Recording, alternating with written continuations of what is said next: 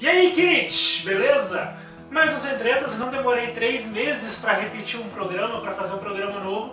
Que bom ter vocês aqui, que bom que você está assistindo, não desistiu de mim ainda depois do último vídeo.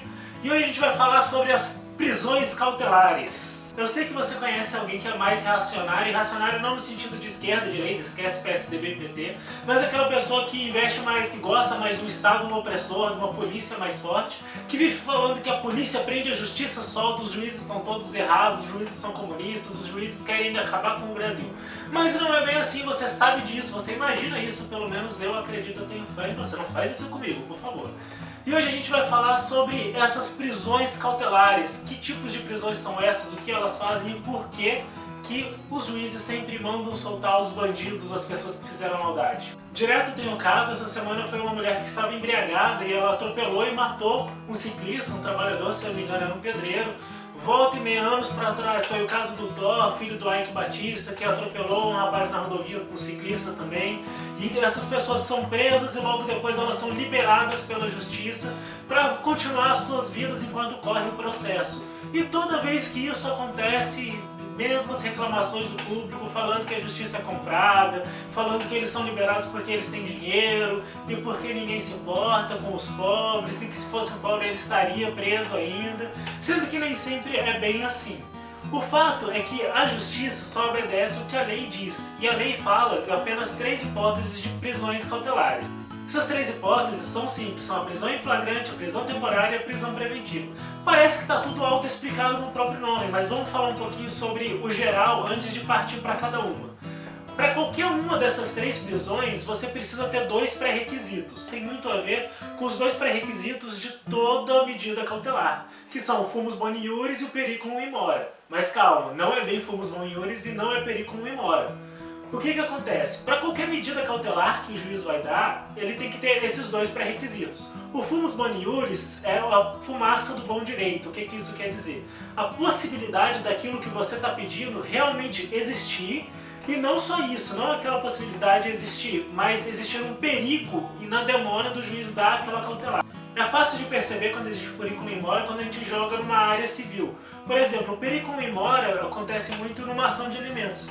Você demorar a conceder os alimentos para uma criança, para um cônjuge ou para qualquer outra pessoa, pode ocorrer danos na vida daquela pessoa, inclusive levar à morte, porque ela não tinha como se sustentar, não tinha como pagar o alimento para si própria, e por essa demora ela acabou falecendo, ela acabou tendo problemas de saúde, muitas vezes irreversíveis, como a gente sabe que a subnutrição, a desnutrição podem causar. Nesse caso a gente fala no fumus convicti delicti, que é a possibilidade ou a probabilidade daquela pessoa ter cometido aquele delito, e a gente fala também no periculum libertatius, que é o perigo de manter aquela pessoa que pode ter cometido aquele crime solta. Então a gente tem a probabilidade daquela pessoa, do investigado, que a gente ainda está falando investigado, é o primeiro inquérito, você chegou, existe um boletim de ocorrência, abriu-se um inquérito policial, e aí existe aquele investigado, que é provável que ele tenha cometido o crime, e não só isso, mas existe um perigo de mantê-lo solto. Esse perigo pode se manifestar de várias maneiras. Partindo então para as especificidades, a gente tem então a prisão temporária, que é o primeiro desses tipos. A prisão temporária tem uma raiz meio antidemocrática. Ela surgiu durante a ditadura militar, e vários governos militares, vários governos que são antidemocráticos mesmo, têm a tendência a manter essa prisão e utilizá-la à torta e à direito. Porque a única existência dessa prisão é para você manter preso para poder averiguar aquele suspeito, que você fazer uma pesquisa na vida daquele sujeito. Você vai ver o local de trabalho dele, você vai ver o local de moradia dele, você vai ver se ele tem alguma coisa suspeita. E para isso você retira ele daqueles locais para que você possa averiguar de maneira que ele não atrapalhe. Olha, essa prisão, na verdade, ela é muito surreal. Até porque, para esses casos, caberia uma prisão preventiva, só que a prisão preventiva não é tão ampla nesse sentido. Não é em qualquer caso como seria a prisão temporária. E essa prisão temporária ela só pode durar por 5 dias. Ou seja, todo mundo que for preso temporariamente provavelmente só vai passar 10 dias na cadeia. E aí o juiz vai ter que fazer o quê? Vai ter que soltar essa pessoa para ela poder continuar vivendo a vida dela. Isso quer dizer que a pessoa, a partir de solta, ela vai atrapalhar o inquérito? Não necessariamente, até porque a gente tem a prisão preventiva. A prisão preventiva, ela se insere num contexto à volta dessa prisão temporária. Mas ela tem uma coisa que a prisão temporária não tem. A prisão preventiva só pode ocorrer quando a pena máxima do crime é superior a 4 anos. Por exemplo, se alguém foi pego fazendo um furto, essa pessoa não pode ser presa preventivamente. Por quê? A pena máxima do furto não ultrapassa 4 anos. E não basta apenas assim, esse crime ter pena maior do que 4 anos. Pena máxima maior do que 4 anos, vamos lembrar. Essa pessoa precisa ter ou uma identidade que não seja confirmada, por exemplo, ele finge ser alguém que não é, ou o documento de identificação que ele apresenta tem alguma rasura, algum defeito que pode ser falsificação, ou essa pessoa já foi presa por um crime, já foi condenada por um crime cuja pena máxima seja maior de 4 anos também.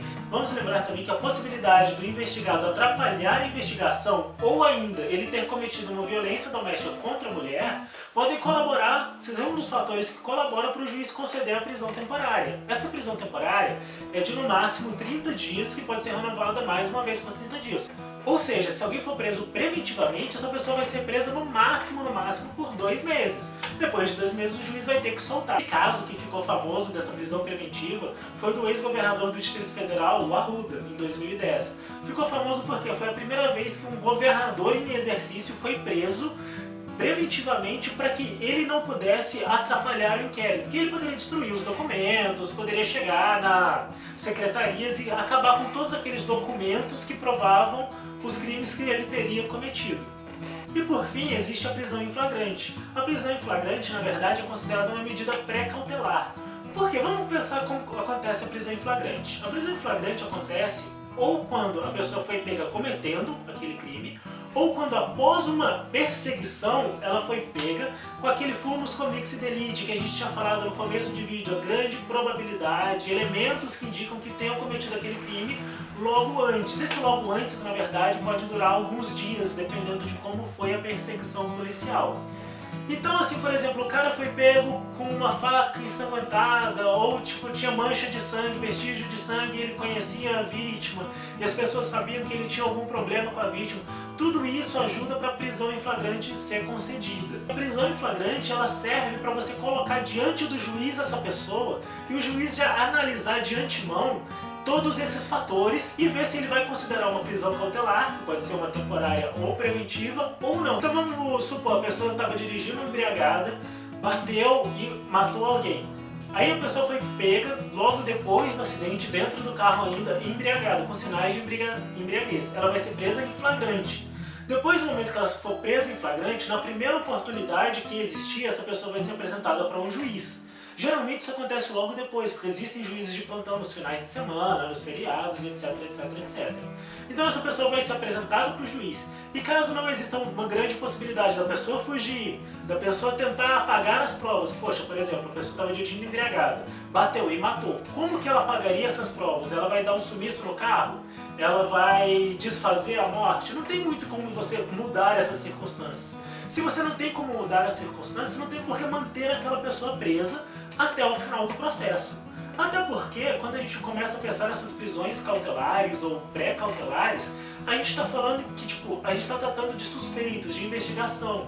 Pode ser que exista uma chance da pessoa ser inocente, que é o princípio da presunção da inocência. Então, se a gente presume que a pessoa é inocente, antes, até que se prove o contrário, até que todas as provas sejam colocadas no tribunal, na frente do juiz, e o juiz decida pela culpa dela, ela é inocente. Então não tem por que você manter alguém que pode ser inocente na cadeia.